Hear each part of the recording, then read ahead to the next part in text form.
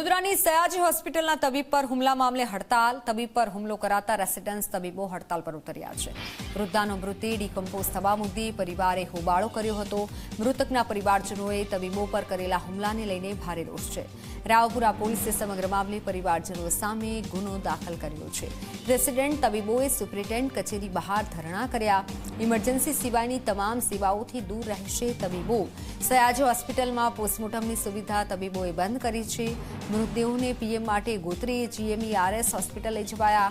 Resident તબીબોએ હુમલાખોરો સામે યોગ્ય કાર્યવાહીની માંગ કરી છે. રાજ્ય સરકારે પણ આ બાબતે નોંધ લીધી છે. રાજ્ય સરકાર મારફતે પણ આ બાબતે ગઈકાલે રાત્રે પણ મોડી રાત્રે પણ એમની મિટિંગ થયેલી હતી અને આ બાબતે નિર્ણયો લેવાયેલા છે. આજે પણ એમની મિટિંગ ચાલુ છે અને યોગ્ય કાર્યવાહી આમાં તમામ પાસાઓ પર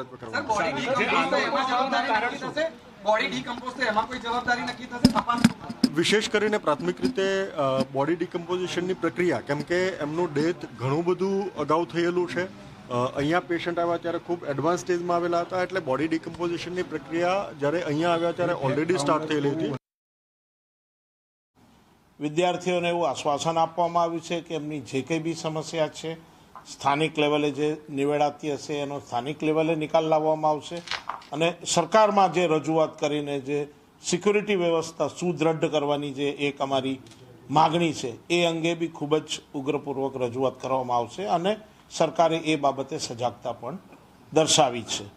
ગઈકાલના બનાવમાં જે સંડોવાયેલા હતા એ લગભગ બધાને રાઉન્ડ અપ કરી લેવામાં આવ્યા છે અને અરેસ્ટ કરી લેવામાં આવ્યા છે અને આજે સવારે પણ બાકીના 1 કે 2 જે તહોમતદારો હતો જેના પર આક્ષેપ હતો ડૉક્ટરો પર હુમલો કરવાનો, એ લોકોને પકડી લેવામાં આવ્યા છે.